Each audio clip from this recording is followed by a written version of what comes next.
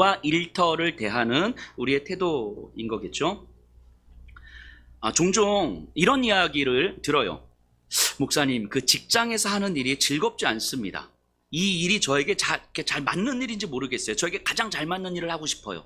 뭐 이런 말씀을 하시는 분들이 꽤 많이 계시죠.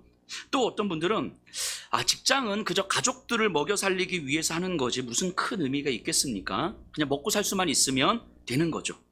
직장에서는 가급적 기계적으로 일을 합니다. 그게 최선인 것 같아요. 뭐 이런 식으로 일을 하게 되는, 이런 식으로 말씀을 하시는 분들도 계시죠. 또 이런 고민도 있어요. 직장에서 상사가 부당한 지시를 내리는데 이걸 따라야 합니까? 거부해야 됩니까? 직장에서 상사가 술자리를 같이 가자고 하는데 술을 마셔야 됩니까? 말아야 됩니까? 뭐 이런 고민들. 또 어떤 분들은 직장 상사가 교회를 다니는데 완전 진상인 거예요. 뭐 직장의 모든 사람들이 다 싫어해. 그러니까 나도 교회를 다닌다는 말을 할 수가 없어. 저 사람이 너무 미워요. 뭐 이런 고민도 하시고요. 또 어떤 분들은 이런 말씀도 하시더라고요. 직장 동료들과 이제 수년을 같이 했던 직장 동료들과 이야기를 나누는데 너도 교회 다녔어? 이게 찜찜하더라는 거예요. 수년을 함께 지내고 있는데 내가 교회 다닌다는 사실조차 모르고 있었던 거죠. 이게 뭔가 좀 부끄럽기도 하고 좀 찜찜하기도 한 거죠. 청년들은 이런 고민하지 않습니까? 내가 잘하는 일을 해야 되는지, 아니면 하고 싶은 일을 해야 되는지, 아니면 돈을 벌 수 있는 일을 해야 되는지, 나에게 적성이 맞는 일을 해야 되는 내가 뭘 해야 기쁠 수 있지? 뭐 이런 고민들. 또는 뭐 술집에서 아르바이트를 해도 되나? 여러분들의 자녀들이, 청년 자녀들이 엄마 저 동네 호프집에서 투다리에서 아르바이트를 하려고요. 그렇게 하면 여러분들 자녀들이, 청년들이 그러면 뭐라고 대답하시겠습니까? 이 외에도 직장과 관련된, 일터와 관련된 수많은 질문들이 있는데 이런 것들을 하나하나를 고민하면서 답변할 수 있으면 좋겠지만 그러면 아마 여러분들 오늘 집에 못 갈 거예요. 길어져서. 그래서 이런 생각도 한번 해봤어요. 이렇게 시간이 허락된다면 한 달에 한 번이 됐든 두 달에 한 번이 됐든 이 주제를 정해서 이 Q&A 시간을 갖는 거죠. 주일 오후 시간에. 그래서 이런 질문과 대답하는 시간.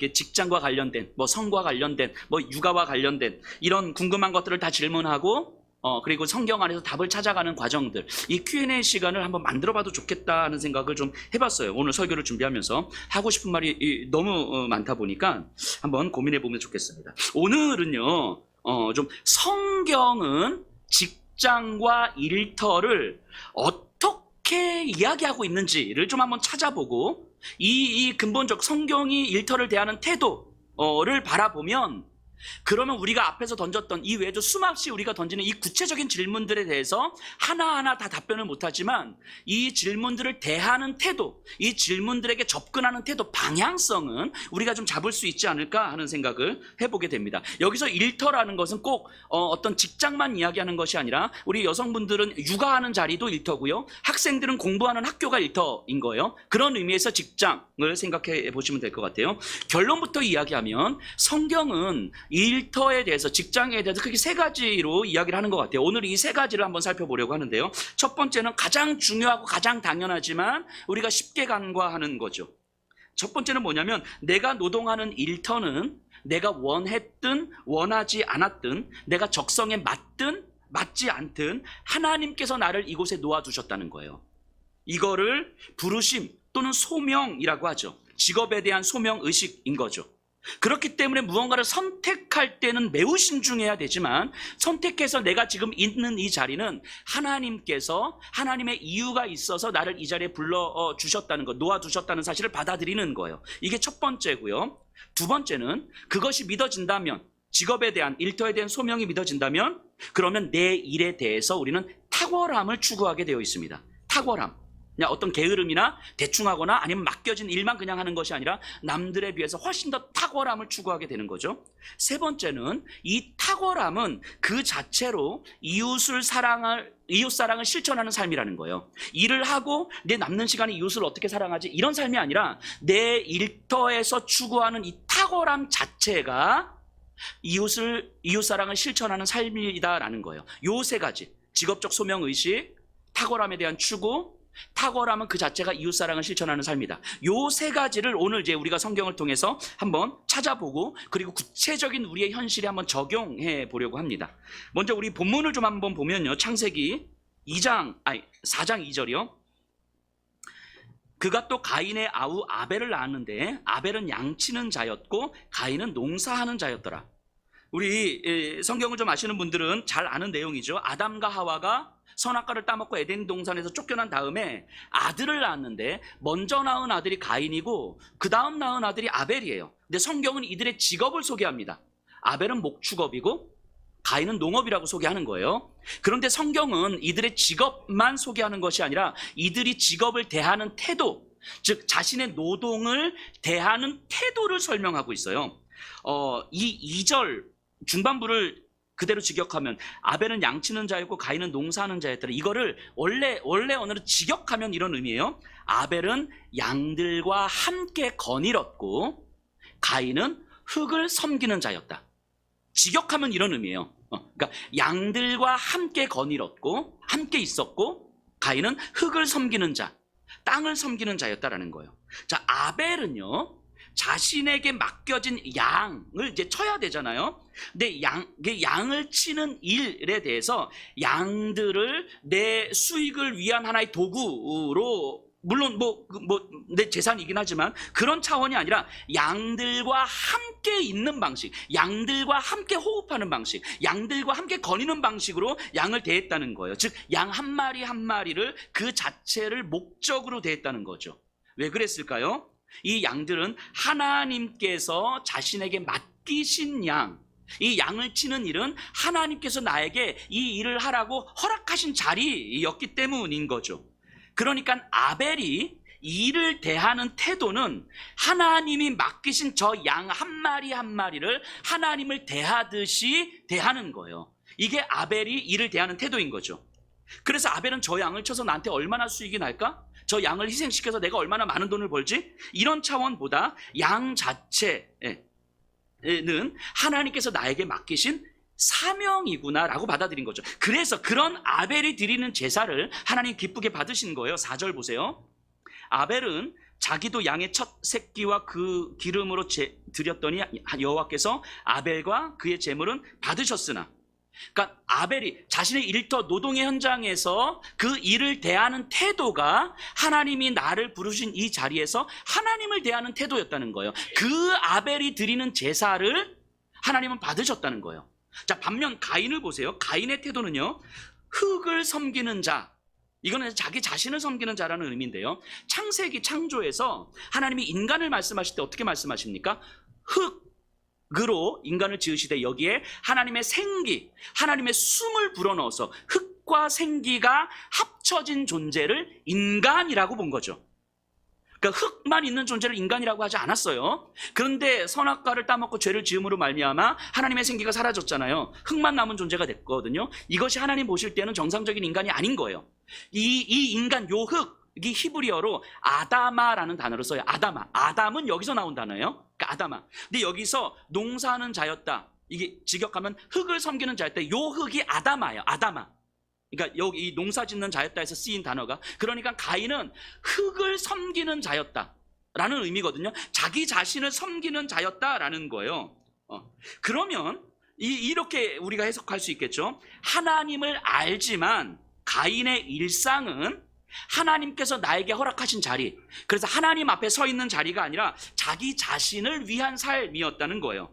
여러분들, 땅을 경작한다는 건 어떤 의미가 있어요? 인간이 타락함으로 말미암아 가시덤불과 이 엉겅퀴로 막 얽혀진 이 땅을 하나님의 창조 질서로 회복하는 일이 땅을 경작하는 일이어야 되는 거잖아요. 그런데 가인은 하나님의 그런 이유와는 전혀 상관없이 땅을 경작하는 거예요. 자신의 소유를 늘리려는 방식으로 땅을 대하고 흙을 대하는 거죠. 가인의 노동에는 하나님의 이유는 없었습니다. 그래서 가인의 제사를 하나님은 받지 않으시는 거예요. 5절 보세요. 가인과 그의 제물은 받지 아니하신지를 가인이 몹시 분하여 안색이 변하니.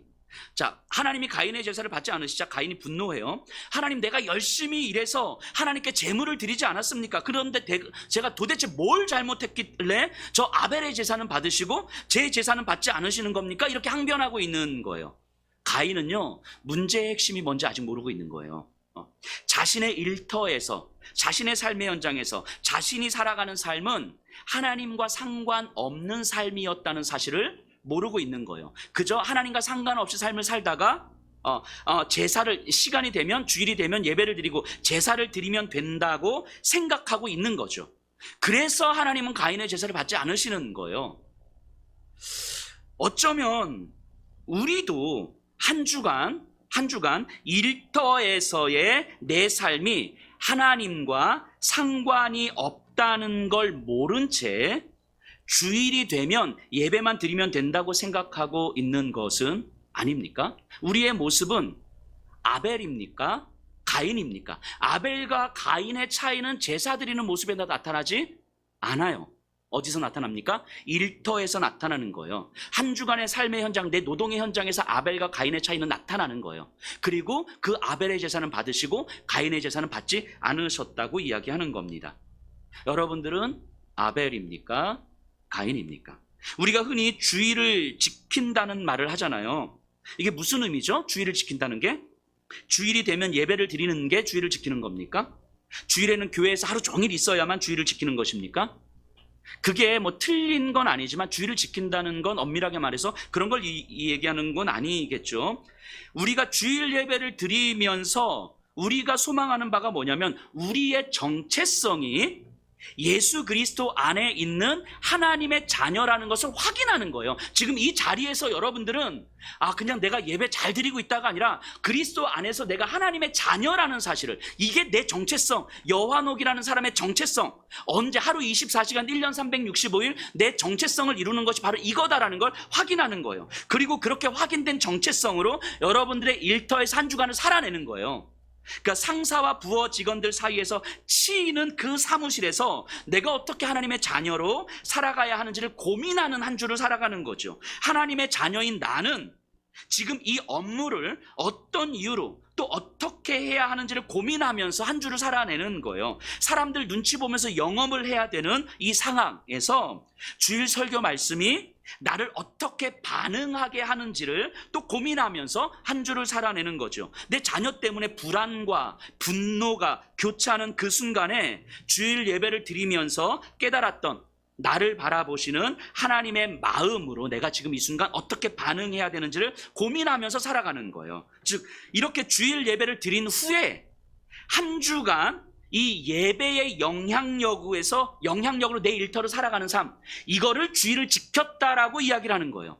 그러니까 주일을 지킨다는 건 오늘 하루의 문제가 아니라 이 예배가 여러분들의 그 토요일까지 일상, 다음 주 예배 드리기 전까지 그 일상에서 어떻게 이 예배의 영향력으로 살아가고 있는가, 여기서 어떻게 믿음의 씨름을 하고 어떻게 몸부림치고 있는가, 이게 주일을 지킨다라고 이야기하는 거예요.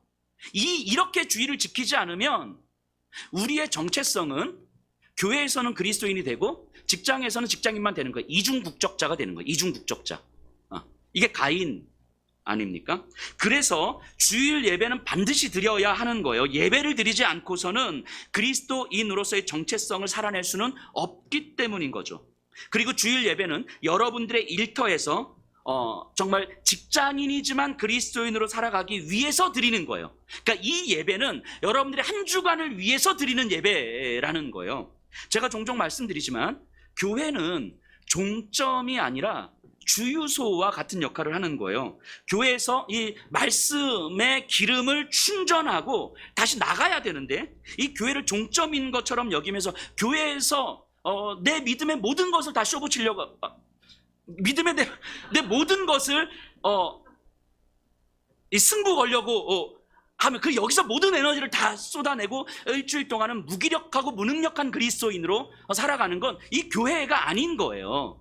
교회는 주유소와 같은 거죠. 그래서 저와 같은 목사는 말씀의 기름을 넣는 그 아르바이트생인 거죠. 그러니까 우리가요, 교회는 거룩하고 직장은 세속적이라는 생각을 버리셔야 돼요. 교회 건물은 거룩한 곳이고 내 회사는 세속적이다, 거룩하지 않다는 생각도 버리셔야 됩니다. 주일 예배는 거룩한 시간이고 내 업무 시간은 거룩하지 않다는 생각도 버리셔야 돼요. 여러분들이 대부분의 시간을 보내는 곳인 그 일터는요, 하나님이 부르신 거룩한 곳이고 그곳에서 하는 여러분들의 업무는요, 하나님께서 맡기신 거룩한 일이고 거기서 만나는 모든 사람들은 하나님께서 허락하신 거룩한 만남인 거예요. 이것을 살아내는 삶이 바로 아벨의 삶이죠. 아벨. 이 노동의 현장에서 아벨과 가인의 모습을 가장 잘 보여주는 삶이 바로 다윗이거든요. 우리 다윗의 삶을 한번 생각해 보세요.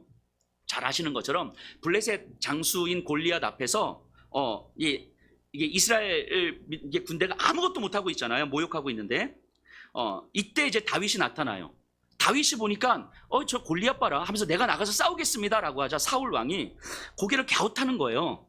이 조그만 소년이 어떻게 골리앗과 싸우지? 라고 할 때 다윗이 이렇게 이야기를 해요. 사무엘상 17장 34절 35절인데 제가 한번 읽어볼게요. 잘 들어보세요. 다윗이 사울에게 말하되 주의 종이 아버지의 양을 지킬 때에 사자나 곰이 와서 양떼에서 새끼를 물어가면 내가 따라가서 그것을 치고 그 입에서 새끼를 건져내었고 그것이 일어나 나를 해하고자 하면 내가 그 수염을 잡고 그것을 쳐 죽였나이다. 자, 다윗의 직업은 목축업이었어요. 다윗의 일터는 양들과 치는 어떤 이 초장이었겠죠. 자신이 원해서 했던 일은 아니었을 겁니다. 아버지와 형들에게 밀려서 어쩔 수 없이 외로움과 힘겨움과 싸우면서 했던 일일 거예요. 이 양치는 일은요 항상 짐승들의 공격에 노출되죠. 사자나 곰이 양들 잡아먹으려고 이렇게 덤벼드는 거예요. 여러분들 같으면 여러분들이 다윗의 입장이라면 어떻게 하겠습니까? 사자가 막 덤벼듭니다. 그럼 어떤 생각을 하겠습니까? 사자로부터 이 양들을 지킬 수 있는 방법은 피해를 최소화시키는 거죠. 그래서 이번에는 한 마리로 끝났구나. 한 마리를 끝나고 다른 양들이 피해를 안고 나도 이제 괜찮으니까 이게 선방했다. 뭐 이런 식으로 생각하는 게 되게 당연한 거 아닙니까? 나의 안전과 목동의 안전과 양의 피해를 최소화시키는 것 사이에서 이제 계산하면서 반응을 하는 거잖아요. 그런데 다윗의 생각은 좀 달랐던 것 같아요. 다윗은요 그 한 마리라도 그냥 잡아먹히게 놔둘 수가 없었던 거예요. 왜 그랬을까요? 자신이 노동하는 그 일터 그리고 여기에 있는 양들은 내 소유물이어서 나의 안전을 지켜주는 것들이어서 내 안전이 먼저고 피해를 최소화시키는 그런 정도가 아니라 하나님이 나에게 맡겨주신 것들이에요. 이 양들은 하나님께서 나에게 맡겨주신 양들이고 맡겨주신 이 양을 내가 치고 있는 거예요. 그러니까 양을 치는 일은 소득의 수단이기도 하지만 하나님을 대하는 다윗의 태도인 거죠. 그러니까 이 양을 한 마리라도 잃어버리지 않기 위해서 다윗이 할 수 있는 모든 것들을 다 한 거예요. 근데 이 어린 다윗이 사자나 곰으로부터 이길 수가 없잖아요. 근데 다윗이 할 수 있는 걸 찾아보니까 이 돌 던지는 거거든요. 물맷돌. 이게 상상을 해보면 저는 거의 100% 이랬을 거라고 생각을 합니다. 이 사자나 곰으로부터 한 마리라도 양을 잃어버리지 않기 위해서 다윗은 쓸 수 있는 게 물맷돌인데 그럼 물맷돌을 가지고 나무에 사자 얼굴 딱 그려놓고 계속 던지는 연습 안 했을까요? 시간 날 때마다? 지지난주인가 우리 성도님 중에 한 분이 그랬는데 목사님 돈 설교할 때는 앞에 펀치 기계 하나 갖다 놓으셔야 될 거예요. 목사님 사진 딱 붙여놓고. 근데 다윗이 사자 얼굴 곰 얼굴 그려놓고 계속 돌 던지지 않았을까? 하루 이틀 계속 빗나가죠. 안 맞아. 한 달, 두 달, 1년, 2년 하니까 어느 순간 맞추는 거예요. 그냥 던지면 맞는 거예요. 던지면. 이렇게 피나는 연습하지 않았을까요? 손에 물집이 잡힐 때까지? 왜 그랬을까요? 이렇게 실력을 키워야 내가 돈을 많이 버니까? 아닐 거예요. 양을 한 마리라도 잃어버리지 않기 위해서. 그래서 이 실력을 키웠어요. 그리고 사자가 덤벼들고 곰이 덤벼들 때 물맷돌 던지는 거예요. 한 방에 보내는 거죠. 이 물맷돌로 골리앗도 쓰러뜨리는 거잖아요. 우리가 골리앗을 쓰러뜨린 다윗을 보면서 야 대단하다. 어떻게 저 조그만 소년이 저 거대한 골리앗을 쓰러뜨리지? 여기에 집중하시면 안 돼요. 이 골리앗을 쓰러뜨리는 일터에서 다윗이 이를 대하는 태도의 결과일 뿐인 거죠. 그러니까 골리앗을 쓰러뜨릴 때 다윗이 하나님께서 도우셔서 믿음으로, 물론 하나님의 은혜긴 하죠. 하지만 그냥 무작정 나갔더니 믿음을 했다가 아닌 거예요. 이 골리앗을 쓰러뜨리기 전까지 다윗이 일상을 대하는 그 태도를 보셔야 되는 거예요. 손에 물집 잡히도록 돌을 던졌을 거예요. 눈 감고 한 방에 던져도 딱 맞출 수 있도록. 이거는요 그냥 막연한 믿음이 아닌 거예요. 하나님께서 내 삶의 현장을 허락하셨고 내가 일하는 일터는 하나님이 나를 부르신 자리였고 그래서 내가 양들을 대하는 건 하나님을 대하는 것이라고 받아들였기 때문에 이 양들을 한 마리도 잃어버리면 안 됐던 거고 그래서 손에 물집이 잡히도록 물맷돌을 던졌고 그리고 그것으로 양들을 지켰고 골리앗도 쓰러뜨리는 거죠. 이 일터 노동을 대하는 태도 그것이 바로 다윗의 믿음이죠. 다윗의 믿음. 이것이 아벨의 모습 아닙니까? 아벨. 만약 가인이었다면 어땠을까요? 가인이었다면 앞서 말씀드렸던 것처럼 자신의 안전을 지키는 선에서 양의 피해를 최소화하는 방식을 계산했겠죠. 그 가인이 최선을 다한 게 아니었을 거예요. 할 수 있는 최선을 다했던 거죠. 하지만 이것은 하나님의 소명의 자리로 받아들이는 삶의 태도는 아닌 거죠. 여러분들 이 차이가 느껴지십니까? 아벨과 가인의 차이. 우리가 대부분의 시간을 살아내고 있는 일터에서 우리는 아벨입니까? 가인입니까?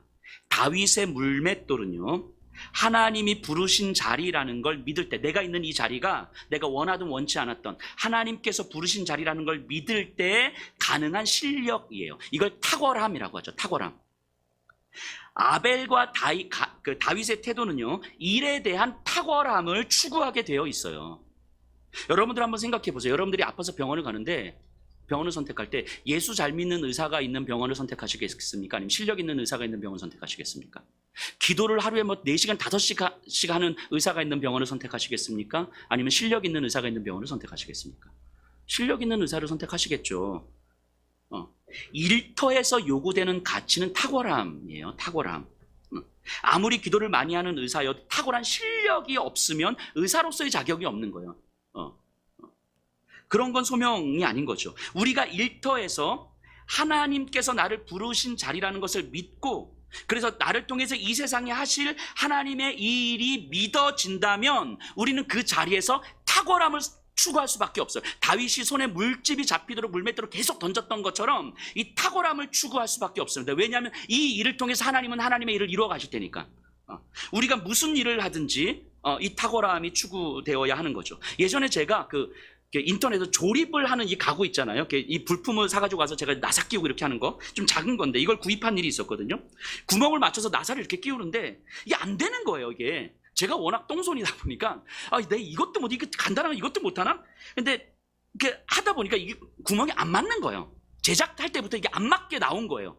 제가 정말 엄청 짜증이 났거든요. 엄청 짜증이 나서 이걸 내가 업체에 전화해서 막 한바탕 욕을 하고 환불을 해. 근데 이게 그렇게 비싼 게 아니어서 그냥 나도 막 고민을 하기도 했어요.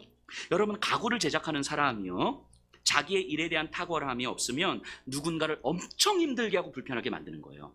그런데 만약에 이 가구를 제작하는 사람이 예수님을 믿는 사람이었다면, 모르지만 미었다면 자신의 부주의함과 자신의 실력 없음으로 인해서 누군가에게 큰 힘겨움을 주고 있는 거죠. 자, 이건 결국 뭡니까? 예수 믿는 사람이 해야 될 하나님의 대계명이 뭐였어요? 하나님을 사랑하고 이웃을 사랑하는 삶을 살아가야 되는데, 내 일터에서 나의 실력 없음과 나의 부주의함으로 말미암아 누군가를, 이웃을 사랑하는 삶을 완전히 막아버리는 거잖아요. 이웃에게 굉장히 큰 불편함과 힘겨움을 주는 거 아닙니까? 근데 이것은 우리가 하는 모든 업무에서 다 마찬가지예요. 내가 해야 할 일에 탁월함이 없으면 누군가는 힘들어지는 거예요. 내가 업무 보고서를 잘못 올리면 직장 상사가 힘들어지는 거고요. 내가 업무 오더를 잘못 내리면 부하 직원이 힘들어지는 거예요. 음식 장사를 할 때에도 재료에 대한 싱싱함, 레시피에 대한 끊임없는 연구, 이로 인한 탁월함이 없으면 음식을 사 먹는 사람들에게 무례하게 행동하게 되는 거 아닙니까? 운송업, 서비스업, 모든 자영업 다 마찬가지겠죠. 자기가 하는 일에 대한 탁월함이 없으면 우리는 그 일로 말미암아 누군가를 불편하게 만들고, 누군가를 힘들게 만들고, 누군가를 시험 들게 만드는 거예요. 그럼 예수 믿는 사람이 내 실력 없음과 부주의함으로 누군가를 힘들게 만든다는 건 이웃을 사랑하는 삶을 안 살고 있는 거잖아요. 그렇게 이웃을 힘들게 만드는 삶을 살아가면서 내 일터 바깥에서 이웃을 사랑하는 삶을 살겠습니다. 이게 얼마나 말이 안 되는 이야기예요. 가끔씩 제가 이런 이야기를 들을 때가 있거든요. 목사님, 제가 직장에서 교회를 다닌다는 이유로 사람들이 싫어하는 것 같아요. 이런 말을 가끔씩 들을 때가 있어요. 근데 혹시 여기 그런 분들이 없으시겠지만 혹시 그런 마음이 있으시다면 진짜 잘 생각해 보세요. 교회를 다니고 예수를 믿는다는 이유로 여러분들을 싫어하는 건 아닐 거예요. 여러분들이 뭔가 잘못하니까 싫은 걸 거예요. 여러분들이 뭔가 실수를 하니까. 단지 나만 그걸 모르고 있을 뿐인 거지. 더 많은 경우는 이런 거 아닐까요? 내 업무, 내 하는 일에 대한 어떤 탁월함도 없고 탁월함을 추구하려는 삶의 태도도 없는데 교회 다닌다고 티내니까 그냥 밉상인 거죠. 똑같은데 그냥 여러분들 아시죠? 내가 예수님을 믿어요 란다는 건 무슨 의미입니까? 나는 다른 사람들하고 다른 삶을 사는 사람입니다, 이런 의미잖아요. 나 교회를 다녀, 이거는 저는 다른 사람들하고 다른 삶의 방식으로 살아가는 사람입니다, 이런 의미인 거잖아요. 근데 전혀 다르지 않고 어떤 탁월함을 추구하는 삶도 없는데 교회 다닌다고 티내니까 사실은 싫은 거예요. 교회 다닌다고 싫어하는 게 아닐 거예요. 우리의 삶의 태도가 가인과 같기 때문에 그럴 거예요. 다윗이 그랬던 것처럼 나에게 맡겨진 일이 누군가에게 유익이 되도록 하나님께서 허락하신 일일 텐데, 그렇다면 그 자리에서, 내 업무에서 탁월함을 추구하셔야 되는 거잖아요. 혹시나 있을 실수로 불편해지는 사람들이 없도록. 근데 그게 힘들어. 그럼 남들보다 1시간 일찍 출근하시고 남들보다 1시간 늦게 퇴근하세요. 좀 애를 쓰면 되죠. 부족하면 뭐라도 배우시고. 근데 이런 삶을 지속적으로 살아갈 수 있다면 아마 모르긴 몰라도 여러분들을 싫어하거나 미워하는 사람은 확연하게 줄어들지 않겠습니까? 여러분들을 무시하는 사람도 확연하게 줄어들지 않겠습니까? 오히려 여러분들의 태도를 사람들이 주목하지 않겠습니까? 또 어떤 분들은 이런 말씀을 하시기도 해요. 내가 하는 일이 기쁘지 않은 것 같아요. 내가 잘할 수 있는 일, 내가 좋아하는 일을 하고 싶은데 어떻게 해야 됩니까? 근데 이거 마찬가지예요. 마찬가지, 똑같습니다. 이게 가인의 태도죠. 가인의 태도. 내가 기쁘고 싶고 내가 만족하고 싶은 일을 하고 싶은 욕망. 내 기쁨을 내가 잘할 수 있는 일에서 찾고 싶은 욕망 아닙니까? 여러분들 잘 생각해 보세요. 여러분들이 인생을 잘 생각해 보세요. 여러분들이 하셨던 일 중에서, 돈을 버는 일 중에서 기뻤던 일이 있습니까? 일은요, 기쁘지 않아요. 돈을 안 벌면 기쁠 수 있지. 그죠? 취미생활로 하면. 일은 기쁘지 않습니다. 내가 아무리 잘하는 일이고요, 나하고 아무리 잘 맞는 일이어도 일은 기쁘지 않아요. 즐겁게 할 수 없어요. 저에게 있어서요, 저에게 가장 잘 맞는 일은 제가 아무리 생각해도 가르치는 일 같거든요. 사람들을 가르치는 일. 그래서 제가 가르치는 일을 했었잖아요. 고3 학생들 제가 가르쳤었잖아요. 목사하기 전에. 근데 그 고3 학생들을 가르칠 때 그 가르치는 일이 제가 기쁨을 느꼈을까요? 즐거웠을까요? 아니, 기쁘지 않아요. 즐겁지 않습니다. 이게 기뻐서 내가 강의 한 타임이라도 더 하고 싶고, 아이들 한 명이라도 더 만나서 상담하고 싶고, 그러지 않아요. 가능하면 강의를 줄이고 싶고, 가능하면 덜 만나고 싶고, 빨리 끝나고 이제 어디 한잔하러 가고 싶고, 이런 거지. 일 자체, 가르치는 일이 나에게 가장 잘 맞는 일이어도 그 일이 저한테 기쁘고 즐겁지 않습니다. 제가 예전에 그 변리사 사무소에서 일했던 적이 있었거든요. 변리사 아시죠? 누군가 이렇게 발명을 하면 그걸 도면으로 그려서 특허청에 갖다 내는 거예요. 그러면 이제 그 특허가 나오는 거죠. 제가 그 도면 그리는 일을 했어요. 별걸 다 했죠, 제가. 저희 사무실이 그 역삼동 한복판에 있었는데, 이게 뭔가 있어 보이잖아요. 그 나로 인해서 이 발명품이 막 특허가 되기도 하고 안 되기도 하고, 뭔가 되게 보람 일처럼 보이고 되게 세련된 일처럼 보이고. 근데 그게요, 기쁘지 않습니다.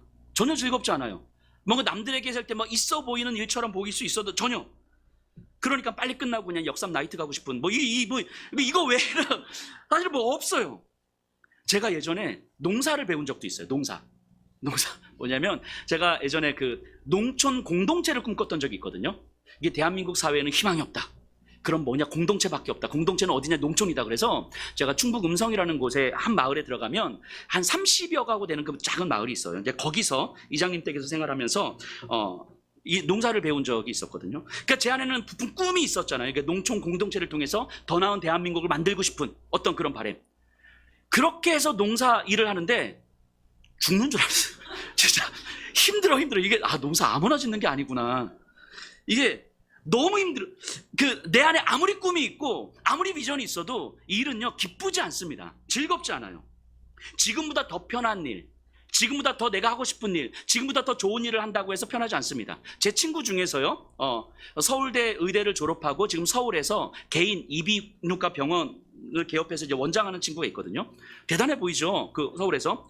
근데 그 친구가 하는 말이요, 자기 정신병 걸릴 것 같아요. 정신병. 이 친구가 하루 종일 하는 게 뭡니까? 사람 귓구멍, 콧구멍, 입구멍, 하루 종일 요거잖아. 하루 종일 1년 365일 계속. 정신병 걸릴만 하죠. 기쁘지 않아요. 기쁘지 않습니다. 의대 가려고 그렇게 목숨을 걸지만 사실 그 삶이 기쁘지 않아요. 그 일이 기쁘지 않아요. 여러분들이 지금 하는 일은 다릅니까? 무엇을 해도 기쁘지 않습니다. 만족스럽지 않아요. 하고 싶은 일을 해도 마찬가지예요. 그런데 기쁘기를 바라는 건 가인의 욕망이죠. 가인의 욕망. 그러니까 결국 그 기쁨을 어디서 찾아요? 얼마나 많이 버는지에서 찾는 거죠. 이 외에는 기쁨을 찾을 길이 없으니까. 여러분들 그럼 하는 일의 기쁨은 어디에서 찾아야 됩니까? 그럼 저를 생각해 봤어요. 지금 제가 목사인데 저는 그럼 지금 이 목사라는 이 포지션에 있는 거잖아요. 그럼 저는 이 일이 기쁠까요? 이거 말 잘해야 되는데.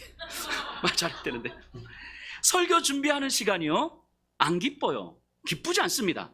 이 설교 원고를 준비하는 건 뭐 별건 아닌데 이 설교를 한 주간 치열하게 삶의 현장에 살아냈던 성도님들에게 이 말씀을 전해야 되잖아요. 그러면 이 말씀이 저에게 소화가 되어야 되잖아요. 그래서 이것 때문에 밤새 기도하면서 몸부림치는 거거든요. 주일 새벽까지 몸부림치다가 여러분들 앞에 서는 건데 그 시간들이요 저한테 힘들어요. 제가 매주 거의 단 한 주도 예외 없이 매주 어떤 갈등을 하냐면 이 정도 했는데 그만 잘까? 새벽 1시쯤 2시쯤 되면 이제 잘까? 아니야. 조금 더. 또 보고. 한 3시 반, 4시쯤 됐는데 설교 원고를 수정해야 될 것 같아. 그럼 미치는 거거든요. 싫어요. 제가 성도님들 만나고 상담하고 제자만은 이거 진짜 조심해야 되는데, 이게 기쁜 일일까요?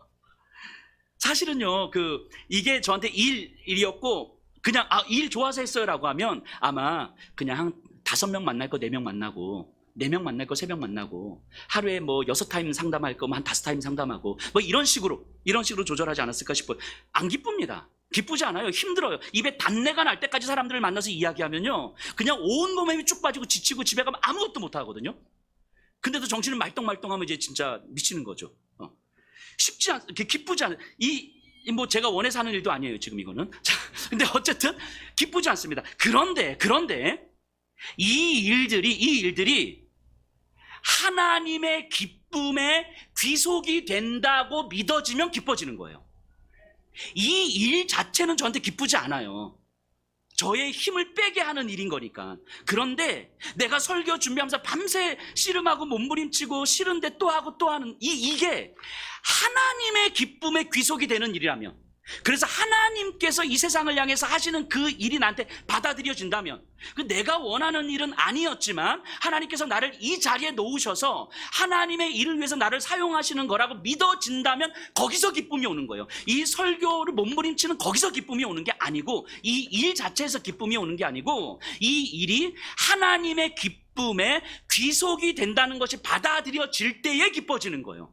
왜냐하면 여기에는 의미가 부여되니까, 하나님의 의미가 부여되니까, 나의 열심과 나의 헌신과 나의 재능으로 의미가 부여되는 게 아니라 이 땅을 창조하신 하나님의 기쁨으로 지금 내가 하는 일의 의미가 부여되니까 거기서 기쁨이 오는 거예요. 우리의 일의 기쁨은 여기서 찾아야 되는 거 아닙니까? 요셉 아시죠? 야곱의 아들 요셉이 형들에게 팔려서 애굽 보디발 장군의 노예가 됐어요. 여러분들 생각해 보세요. 요셉은 가나안 사람이고요, 팔레스타인 사람이고요, 보디발은 애굽 사람이잖아요. 이 두 사람이 의사소통이 됐을까? 뭐 됐을 것 같기도 하고 안 됐을 것 같기도 하고, 근데 안 됐을 가능성도 크죠. 그리고 보디발은 최고위급 관리고 요셉은 노예잖아요. 그 보디발은 요셉이 믿는 하나님이 어떤 분인지 몰랐거든요. 그리고 요셉이 보디발에게 뭐 하나님을 전할 수 있었겠습니까? 불가능한 일이었겠죠. 요셉은 갑작스럽게 맞닥뜨려진 이 노예라는 자리에서 살게 되는데요, 성경은 뭐라고 이야기하냐면 보디발이 요셉을 보면서 그가 믿는 신 하나님이 요셉과 함께 하시는 것을 보았더라. 성경은 이렇게 이야기해요. 자, 이게 무슨 의미일까요? 요셉이 하나님을 전했기 때문에 그런 걸까요? 뭐 복음을 전했을까요? 뭐 찬양을 했을까요? 기도를 했을까요? 노예가 거기서? 아니었을 거예요.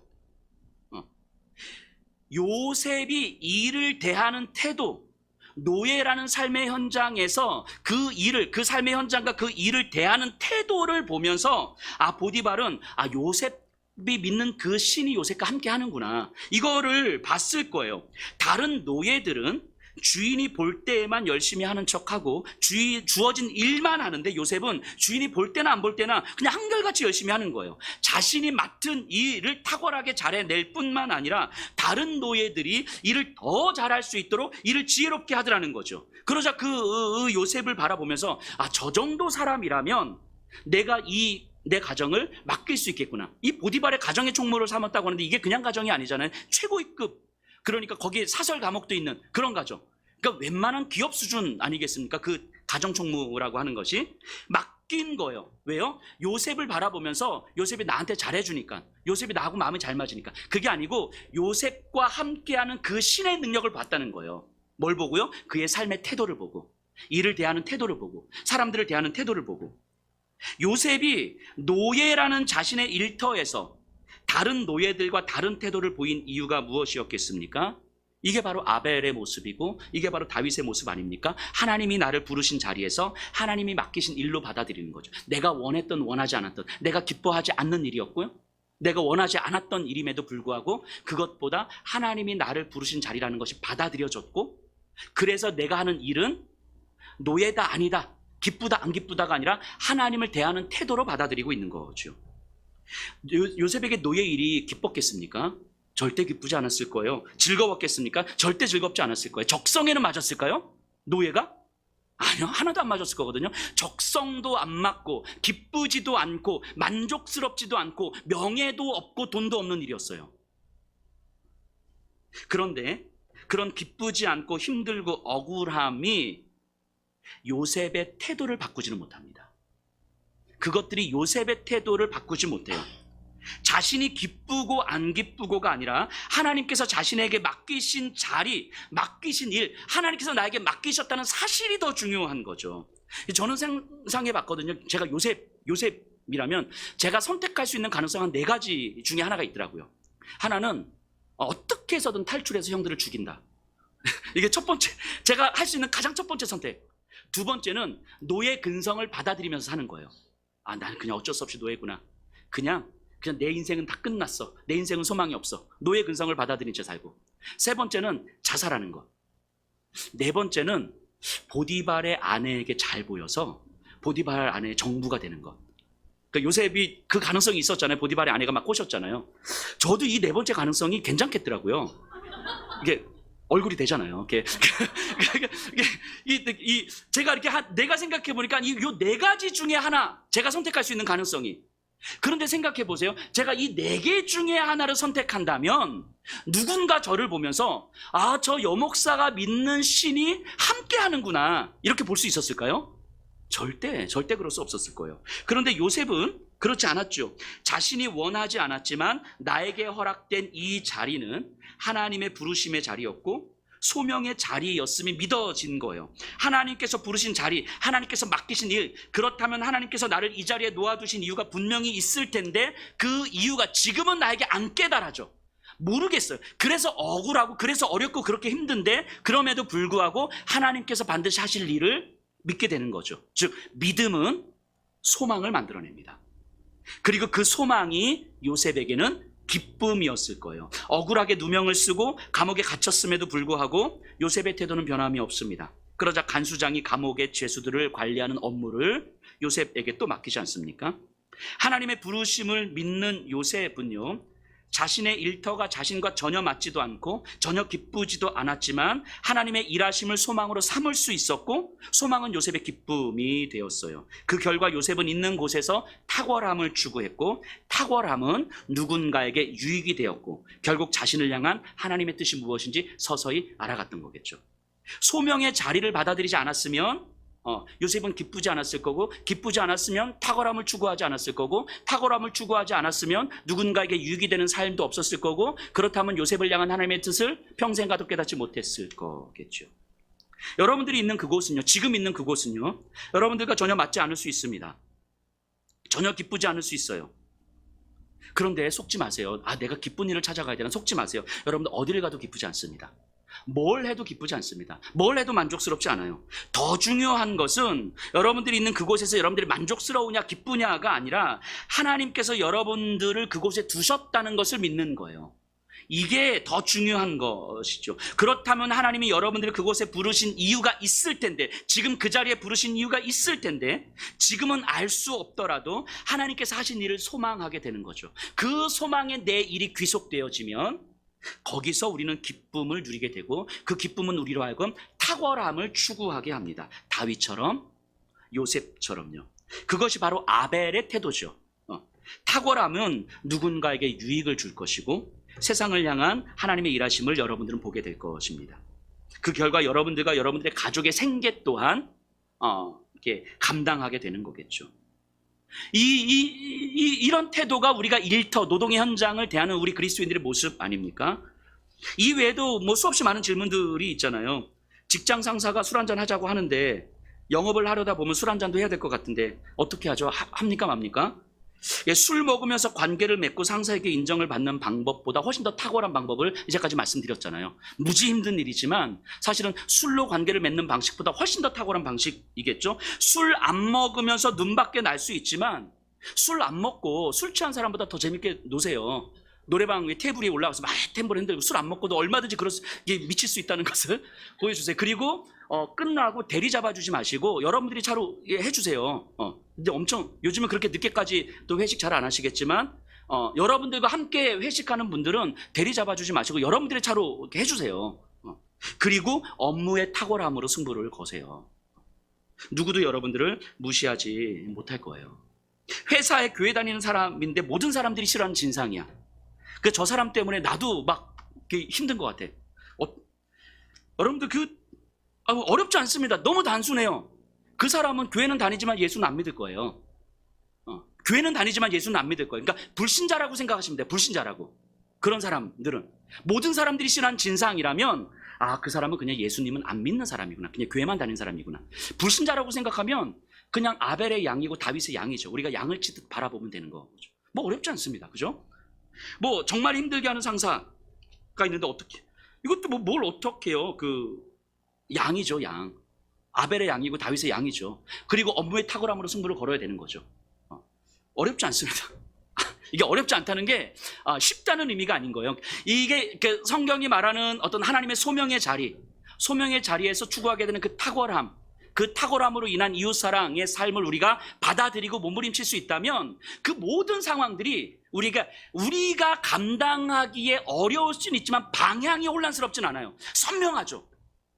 그 방향을 향해서 살아가기 위해서 우리가 믿음의 힘을 길러가야 되는 건 우리의 몫인 거지만 방향이 혼란스럽지 않습니다. 여러분들 술집 아르바이트 하는 거 어떻습니까? 우리 청년들, 여러분들의 자녀들이 아빠 저 투다리에서 아르바이트 할게요. 여기 2층 술집에서 아르바이트 할게요. 그럼 뭐라고 대답하시겠습니까? 저는 개인적으로 추천하진 않습니다.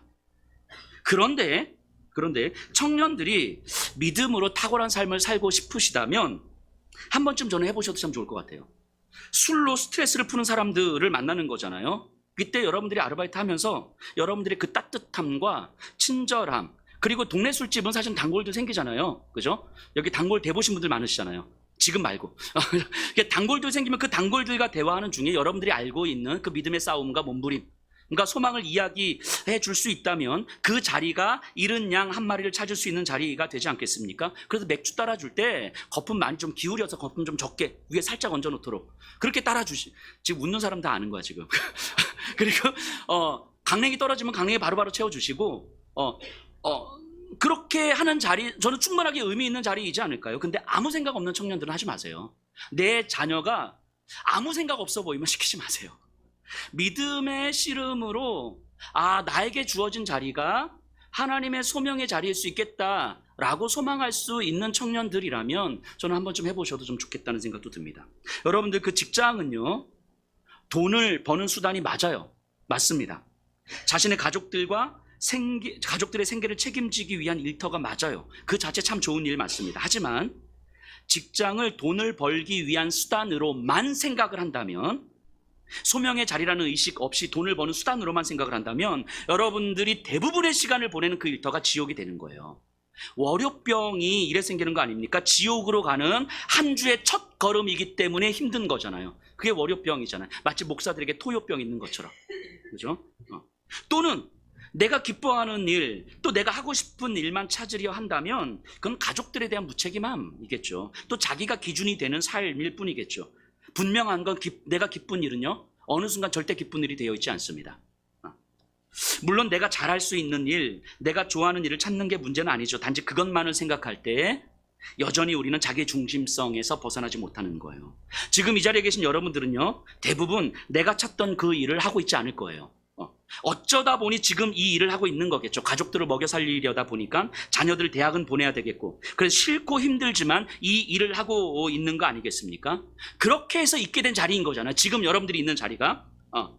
다윗이 원하지는 않았지만 눈물을 흘리면서 어쩔 수 없이 양을 치던 그 자리, 요셉이 상상할 수 없었던 노예라는 그 자리처럼 여러분들도 그렇게 있게 된 자리인 거잖아요. 월요일 출근할 때마다 막 너무 기뻐서 막 가슴이 설레고 막 그러지 않으시잖아요. 하지만 그 자리가 하나님께서 여러분들을 부르신 자리라는 걸 믿으시기 바랍니다.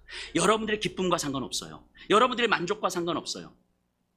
하나님이 여러분들을 부르셨고, 그리고 거기서 여러분들을 통해서 하나님께서 하실 일이 있으심을 소망하시기 바랍니다. 그래서 그 일에 대한 탁월함을 추구하며 남들보다 훨씬 더 열심히 살아가셨으면 좋겠습니다. 그렇게 여러분들의 일을 통해서 하나님께서 하시는 일이 조금씩 깨달아질 때에 우리는 이런 기도할 수 있을지 모르겠어요. 하나님, 이 일이 정말 좋습니다. 하나님께서 저를 통해서 이 자리에서 하시는 그 일을 보는 것이 정말 좋습니다. 하나님, 이 여목사를 통해서 목회의 자리가 참 쉽지 않고 어렵고 싫고 안 하고 싶고 그런데도 불구하고 이 자리에서 저를 통해서 하실 그 하나님의 일들을 소망하니까 하나님이 이 일이 참 좋습니다. 이런 기도 우리 할 수 있지 않겠습니까? 우리가 하는 일이 무엇이든지 하나님의 가치 안에서, 하나님의 기쁨 안에서 우리의 현장과 우리의 일을 보게 되면 직장을 보는 눈이 달라지는 거예요. 그렇게 믿음으로 일터를 살아가는 사람 옆에 있으면요, 희한하게 힘이 나오죠. 그런 사람 옆에 있으면요, 힘이 되는 거예요. 여러분들 옆에 누군가가 있을 때 별거 없는데 여러분들로 말미암아 그냥 삶의 활력이 되고 삶의 힘이 되고 살아갈 수 있는 에너지를 얻게 되는 거죠. 거기에다 겸손까지 하면 진짜 리더가 되는 거죠. 이 세상에서 그리스도인들을 하나님은 그렇게 리더로 세워주신 거 아니겠습니까? 성경은 분명히 이야기합니다. 직업은요, 나의 정체성이 아니라 하나님의 정체성을 보여주는 것이라고 말합니다. 직업은요, 나에 대한 이야기가 아니라 하나님 아버지께 받은 것에 대한 이야기라고 이야기하는 거예요. 그래서 나의 유익이 아니라 이웃과 세상을 향한 사랑을 드러내는 것이라고. 그래서 탁월함을 추구할 수밖에 없고, 그 탁월함을 추구할 때에 소망 가득한 삶을 살아갈 수밖에 없다고 성경은 이야기하는 거예요. 이게 직업에 대해서, 일터에 대해서 하는 이야기인 거죠. 1세기 교회, 예수님 시대 교회가 세상으로부터 들었던 별명이 있어요. 질문하게 하는 사람들, 궁금하게 하는 사람들. 저들의 삶을 보고 있으면 궁금해지는 거예요. 지들 먹을 것도 없는데 그 빵 한 조각 생기면 고아들 나눠주고, 지들도 하루하루 살아가는 거 너무 힘든데 어려운 사람들도 막 챙겨주고. 근데 이게 한두 번이 아니라 그냥 그게 지속적이더라는 거죠. 그냥 그게 저들의 삶의 태도라는 거죠. 자기들과는 완전히 다른 삶을 바라보면서 1년, 2년, 3년, 4년을 보면서 저들은 도대체 왜 저렇게 살아가는 거지? 궁금하더라는 거예요. 질문 던지더라는 거죠. 자기들도 돈이 없으면서 저금통 모아서 뭔가 더 나누겠다고 이게 저금통 막 가져가는. 근데 이게 한 번이 아니라, 저금통 한 번으로 끝나는 것이 아니라 저금통을 평생 가져가는 거예요. 제가 계속 준비해 놓겠습니다. 자, 이게 사람들이 궁금해지는 거예요. 직장에서 누구나 귀찮아하고 힘들어하고 나에게 주어진 적당한 일 요하고 빨리 마무리하고 끝날 것 같은데, 그런데 희한하게 이 자리에 계신 분들은 나에게 맡겨진 일에 대한 탁월함과 더불어서 다른 사람의 일도 같이 보게 되고, 조금 더 누구보다도 열심히, 그래서 좀 더 일찍 출근하고 늦게 퇴근하고 뭐 등등등. 이게 근데 한두 번이 아니라 계속 그러더라는 거죠. 회식을 안 빠지고 가는데 술을 안 먹는데 진짜 미친놈처럼 놀아. 그리고 자기 차로 다 데려다 줘. 도대체 저렇게 피곤한 삶을 왜 살아가는 거지? 사람들이 궁금해지더라는 거예요. 그래서 관계가 만들어지면 물어보는 거겠죠. 도대체 당신은 왜 그렇게 살아갑니까? 당신 안에 있는 소망의 이유를 묻거든 항상 대답할 말을 준비하라. 베드로전서 3장 15절 말씀 아닙니까? 이것이 1세기 교회와 그리스도인들이 살아갔던 삶의 모습이에요. 오늘날 어떻습니까? 오늘날 교회는 세상으로부터 궁금함을 받습니까? 여러분들의 삶은 여러분들 주변에 있는 누군가로부터 궁금함을 자아내는 삶입니까? 저는 여러분들이요, 직장에서, 거래처에서, 주변에 여러분들을 오랫동안 지켜봤던 그 사람들에게 정말 우리와는 다른 그 삶의 모습이 지속적으로 이루어지는 그 모습을 보면서 도대체 저 사람들은 왜 저렇게 살아가는 거지? 궁금함을 만들어가는 삶이었으면 좋겠습니다. 질문받는 삶이기를 간절히 소망합니다. 우리 다 같이 일어나셔서 주를 찬양하겠습니다.